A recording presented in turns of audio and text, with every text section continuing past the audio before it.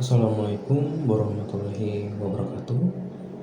Selamat pagi dan salam sejahtera bagi kita semua. Yang saya hormati Bapak Ibu dosen mata kuliah Public Speaking. Yang saya hormati teman-teman mahasiswa yang hadir pada kesempatan kali ini. Izinkan saya, Muhammad Iqbal Farudin, menyampaikan sebuah pidato dengan tema membangun etika dan tanggung jawab dalam penggunaan media sosial di era digital. Hadirin yang saya hormati, saat ini kehidupan kita tidak bisa dipisahkan dari media sosial.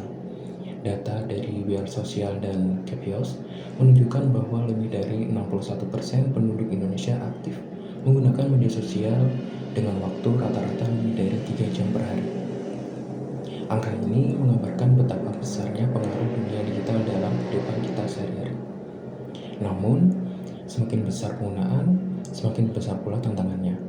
Hoax, ujaran kebencian, cyberbullying, dan penyalahgunaan informasi.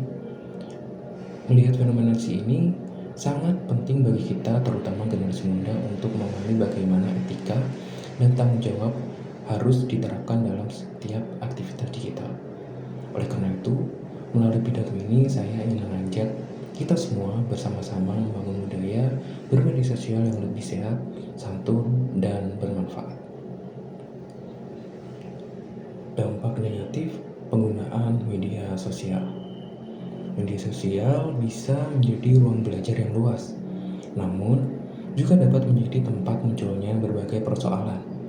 Survei Kata Data Insight Center mencatat bahwa 62% remaja di Indonesia pernah menyaksikan atau mengalami ujaran kebencian di media sosial. Ini menunjukkan bahwa etika digital masih menjadi tantangan besar. Dampak negatif dari penggunaan media sosial tidak hanya merusak reputasi pribadi, tetapi juga dapat menimbulkan tekanan psikologis, konflik sosial, hingga kekerasan verbal. Cyberbullying, penyebaran fitnah, dan provokasi adalah contoh nyata dari bagaimana media sosial dapat digunakan secara tidak bertanggung jawab.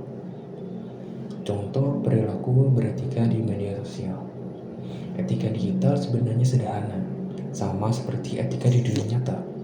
Kita menghargai orang lain, bersikap sopan, dan menjaga kejujuran.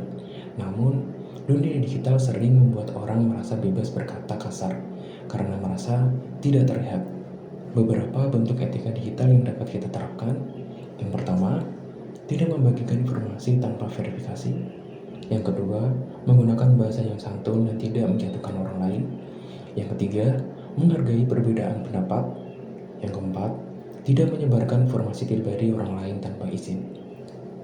Menurut UNICEF Indonesia, literasi digital dan etika online merupakan faktor utama dalam mencegah terjadinya cyberbullying. Artinya, semakin tinggi pemahaman kita, semakin aman ruang digital bagi semua orang. Menjadi pengguna media sosial yang bijak dan bertanggung jawab. Sebagai generasi muda, kita memiliki peran besar dalam membentuk budaya digital yang positif. Menjadi pengguna media sosial yang bijak bukan berarti membatasi diri, tetapi mengatur bagaimana setiap unggahan dan komentar mencerminkan identitas dan integritas kita. Mari jadikan media sosial sebagai sarana inspirasi, bukan provokasi, sebagai tempat untuk menyebarkan hal baik, bukan kebencian, dan sebagai ruang berbagi ilmu, bukan sumber konflik. Hadirin yang saya hormati, media sosial adalah cermin diri kita. Cara kita berbicara, memilih kata, dan merespon orang lain menunjukkan seberapa jauh kita memahami arti etika dan tanggung jawab. Oleh karena itu, marilah kita bersama-sama menjaga ruang digital agar tetap aman, santun, dan bermanfaat bagi semua. Sebagai penutup, izinkan saya membacakan sebuah pantun. Pergi ke taman melihat kemuning, daunnya hijau indah berseri. Bijaklah dalam bermedia daring, agar hidup damai penuh harmoni. Terima kasih atas perhatian Bapak Ibu dosen dan teman-teman semua. Wassalamualaikum warahmatullahi wabarakatuh.